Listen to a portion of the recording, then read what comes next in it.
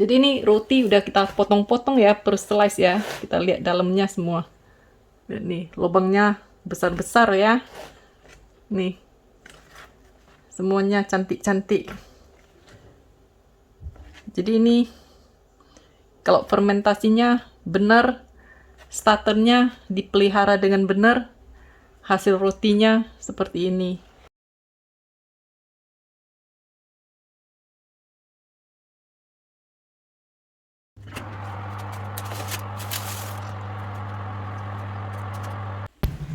Jadi kita mulai ya dengan memperbanyak starter kita. 40 gram tepung terigu kita tambahi dengan air sebanyak 40 gram juga ya.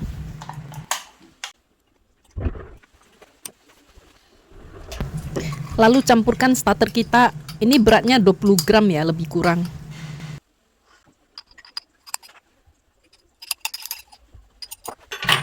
Lalu kita aduk rata dan kita biarkan kembang menjadi 2 kali lipat ya.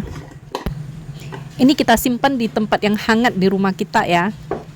Jadi ini levain yang kita bikin tadi pagi ya. Ini sekitar 10 jam, tapi suhunya dingin ya di dapur nih. Kelihatan kan 18 derajat. Jadi ini kita pakai semua, tapi disisain dikit ya. Buat kita pelihara lagi untuk starter kita berikutnya. Kira-kira disisahkan segini ya untuk dipelihara lagi. Jadi berapa banyak starter yang kita pakai?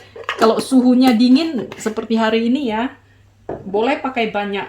Kalau suhunya tidak terlalu dingin, ya bisa dikurangin ya, supaya jangan cepet-cepet kali dia kembang. Ini kita kasih garam. Garamnya sekitar 5-7 gram aja. Yaitu diaduk aja. Terus starternya kena garam mati nggak? Enggak. Kembang dia, terapung dia. Ini ya, pakai terigu yang ini ya. Ini hasil akhir rotinya enak kalau pakai terigu ini. Mak campur ya, pakai 400 gram terigu ini dicampur dengan terigu ini yang Canadian wheat ya. Allinson bread flour yang very strong white. Ini kita campur 100 gram. Jadi 400 yang itu 100, yang ini totalnya 500 ya. Nah, setelah ini tinggal diaduk aja. Pakai uis yang seperti ini. Diaduk sampai tercampur jadi dough ya.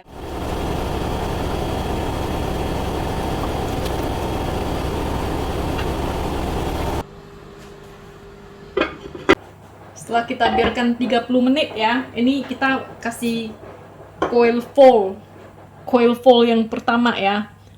Nah, jadi kita bikin coil foil ini setiap 30 menit ya. Jadi ini yang pertama dilipat. Pastikan tangan kita basah ya. Kalau tangan kita kalau nggak basah dia lengket. Bisa dibalik.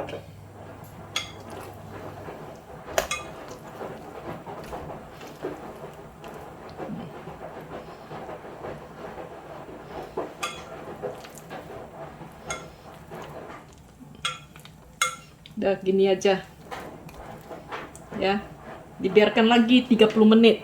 Jadi ini dilakukan sebanyak 3 kali. Kalau masih kurang kuat juga glutennya, 4 kali ya. Nah, ini yang tersisa sedikit ini kita kasih makan lagi ya. Kasih air 9 gram, dikit aja gak apa-apa, gak usah banyak-banyak habis terigunya. Kalau 9 gram air, tepungnya juga 9 gram ya. Jadi 18.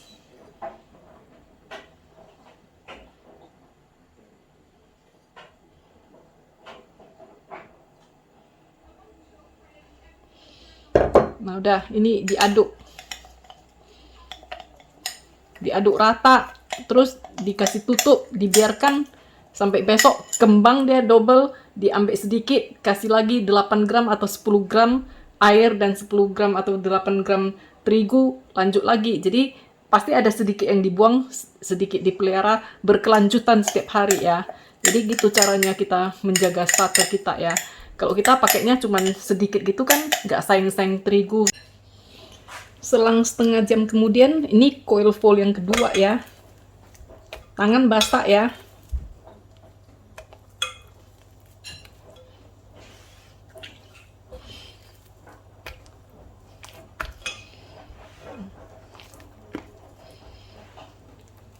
Ini udah nampak mulus ya. Udah mengkilat dia. Jadi ini diketat-ketatkan di bawah nih. Tutup lagi, ditunggu lagi setengah jam.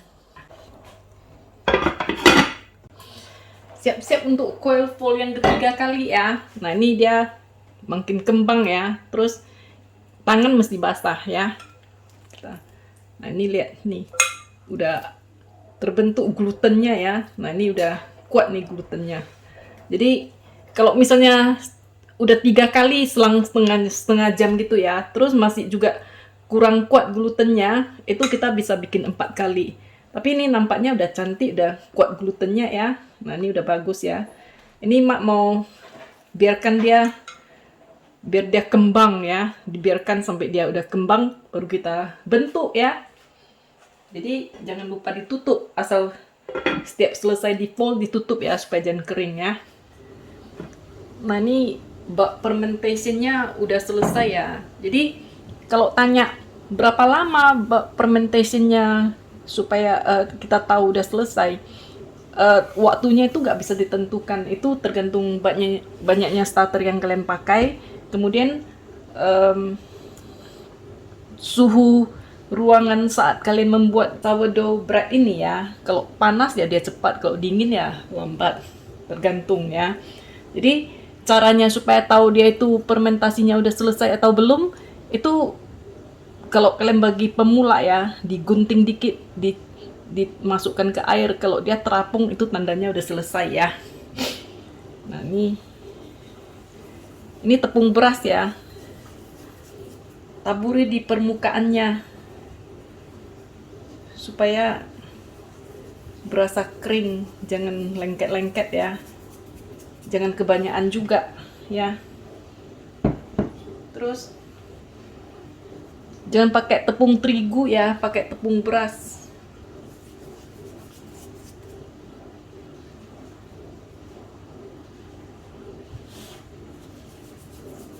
Taburi semua tempat kerjanya. Oke. Terus ini dibalik aja, dikeluarin.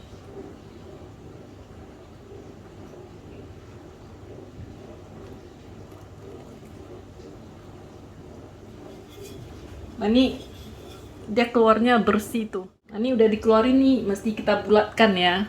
Jadi kalau emak sukanya agak dibasahin, ininya juga agak dibasahin supaya agak lengket ya. Memang lengket-lengket ini, jadi kalau kalian kerjain punya kalian lengket-lengket, jangan kecil hati ya, memang lengket dia itu ya. Jadi ini dibalik, terus dibulatin kayak gini aja. Lengket dia kan, lengket, dikasih air dikit.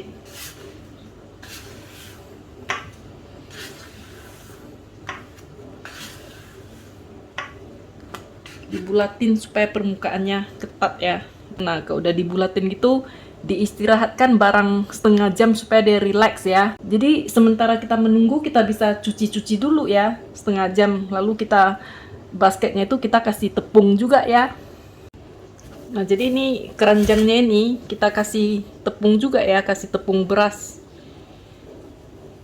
Kalau emak kasihnya lumayan banyak ya, supaya jangan lengket dia di keranjangnya. Jadi ukuran keranjangnya ini yang dari sini ke sini 25 cm ya.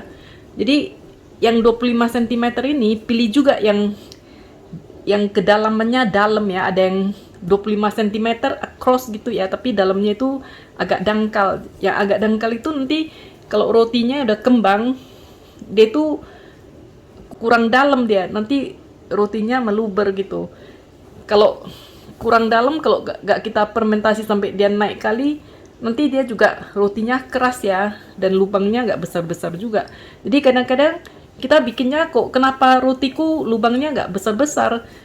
Bisa aja karena ini fermentasinya itu kurang tinggi, karena basketnya itu ke dalamnya kurang ya. Nah, tipsnya memilih basket. Nah, ini sekarang kita mau masukin ke keranjang ya. Ini bagian yang paling sulit. Udah kita istirahatkan sekitar 20 menit sampai setengah jam gitu ya. Nah, ini tangannya kering ya. Dibalikin. Nah, biar kelihatan lebih jelas ya. Ini tangannya.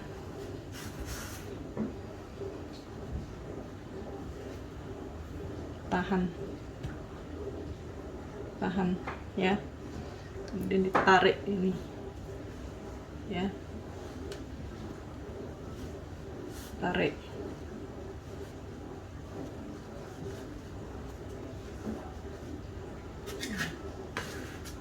Kan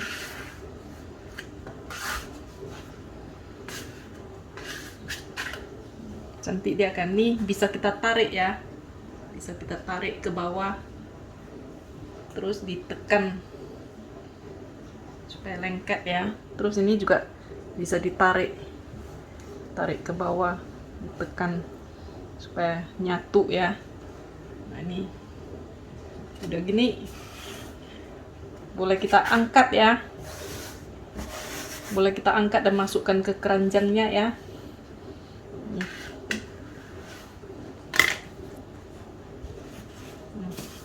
Nih udah, jadi ini boleh kita tarik ya. Jadi biasanya kalau begitu kita lipat itu ininya daunnya melawan ya. Jadi kalau mau kita jepit-jepit sekarang agak susah. Jadi dibiarin dulu sebentar, diistirahatkan dulu sebentar, baru nanti kita balik lagi bisa. Nah, kalau kita udah biarkan sebentar ya, biasanya dia udah mau kalau dilengketin gitu. Ya, sudah agak jinak dia. Nah, ini bisa kita bikin seperti ini. Ini namanya stitching. Tujuannya supaya lebih ketat lagi dia ya. Kalau dough kita ketat, nanti panggangnya itu dia bisa kembang dan ada jambulnya gitu ya. Gak ngaruh ke rasa sih. Pakai jambul apa enggak, rasanya tetap sama. Nah, jadi ini bisa kita stitching seperti ini ya.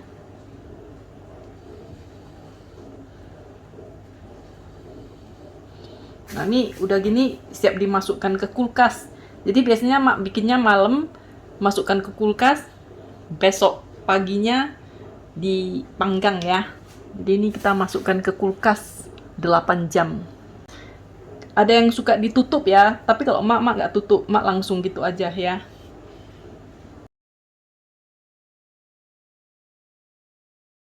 Terus kita juga harus sediain satu serokan ya gitu ya, yang bisa menahan roti kita di sini.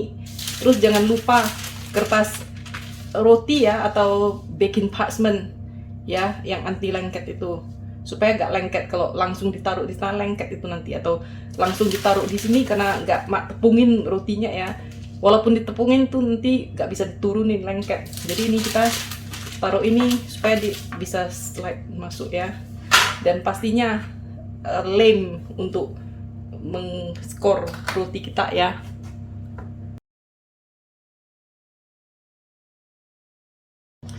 Karena kita nggak pakai Dutch oven, kita sediakan juga ya satu gelas yang mudah kita siramin air ya. Ini untuk menyiram, dan pastikan pakai air yang mendidih ya, air yang panas. Kayak mak udah sediakan air panas di sana ya, lagi keep warm di sana ya, dari termos, supaya jangan shock. Nanti kalau kena kacanya takutnya shock terus dia pecah ya. Jadi kalau kalian merasa ragu ya, jangan ditiru atau ditutup itu kaca ovennya itu pakai kain. Kalau mak pakai air panas, nggak pernah pecah sih, belum pernah pecah sih ya. Jadi itu ovennya lagi dipanaskan. Nah, jadi seperti yang mak bilang itu, roti itu begitu kita masukkan ke kulkas itu, yeastnya itu masih tetap mengembang ya. Nah, rotinya itu harus doughnya ini harus mengembang sampai ke bibirnya ini ya. Makanya kalau yang dangkal itu dia tuh meluber itu nanti ya. Nah kalau pilih yang dalam, kalau dia tingginya seperti ini udah pas lah itu fermentasinya. Kalau masih rendah, jangan dipanggang, dikeluarin, ditaruh di walk-in top gitu di kitchen ya. Itu nanti dia mengembang sendiri. Kembangnya sampai segini baru dipanggang. Kalau enggak, roti kalian keras itu gak enak ya. Nah ini Mak udah mau masukkan ke oven ya. Jadi ini air panasnya disediakan dulu ya. Keluarkan ya. Jadi orang suka ditepungin bawahnya, tapi kalau Mak bawahnya nggak suka tepungin, rasanya jadi keras dia ya. Jadi Mak tutup ini, tapi atasnya nanti Mak tepungin ya. Ini dikasih kertas, terus ini taruh di atas ini ya, lalu dibalik.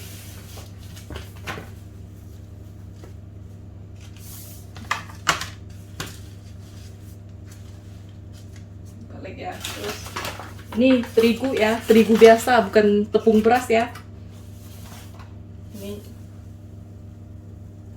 balik dikeluarin ya. Ini tepung berasnya itu kayak tebal, tapi dia tuh nanti rontok itu. Kalau Mak suka kasih terigunya supaya kalau mau di skor pakai ada paten-patennya itu dia kelihatan itu ya. Itu selera pribadi lah, kalau kalian nggak suka ya nggak usah ya. Nah ini kemudian di skor sebelum masuk oven. Untuk skornya itu supaya nggak lengket ke pisau kita ya, pisaunya dibasahin juga ya. Jadi skornya itu agak-agak miring gitu, kalau langsung gini nanti dia agak merekah ya.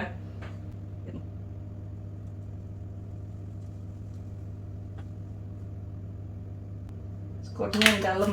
Nah ini udah mau kita masukkan ke oven ya. Masukkan ke ovennya nih, tak kasih lihat ya.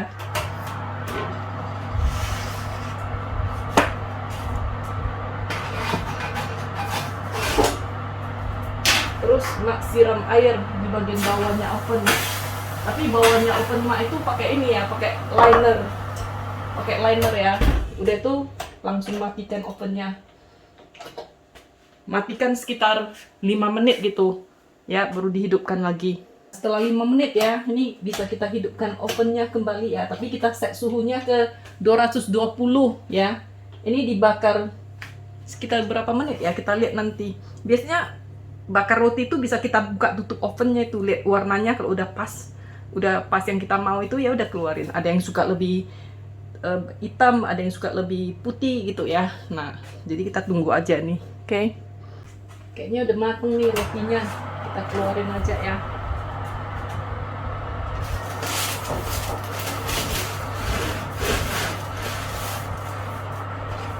Lihat nih, bagus kan? Kita dinginkan dulu di rak ya. Didinginkan di rak kawat. Jadi ini rotinya udah kita keluarkan dari oven ya, dan udah dingin. Jadi setengah kilo dapat roti gedenya segini. Jadi roti tandanya kalau udah mateng nih kita ketuk belakangnya. Kalau bunyinya kopong seperti ini itu udah mateng. Jadi kalau roti ini kalau fermentasinya kalau pas ya, dia itu nggak keras-keras sekali ya. Ya, jadi kita potong, kita lihat dalamnya. Jadi ini seperti lotre ya kalau bikin roti ini. Enaknya potongnya sih dari sini ya. Tapi buat biar kalian bisa lihat dalemannya, potong aja.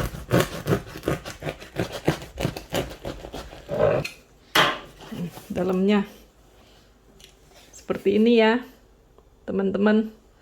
Lihat nih seperti kelinci ya. Ini fermentasinya bagus, lihat nih. Jadi ini nanti kita potong-potong, kita masukkan ke kotak. Roti sourdough itu tahan lama ya. Terima kasih teman-teman semua yang udah menonton video Mak Butet. Kalau kalian suka video Mak, jangan lupa di like, di subscribe, dan di share ke teman-teman kalian ya. Sampai jumpa lagi. Bye-bye.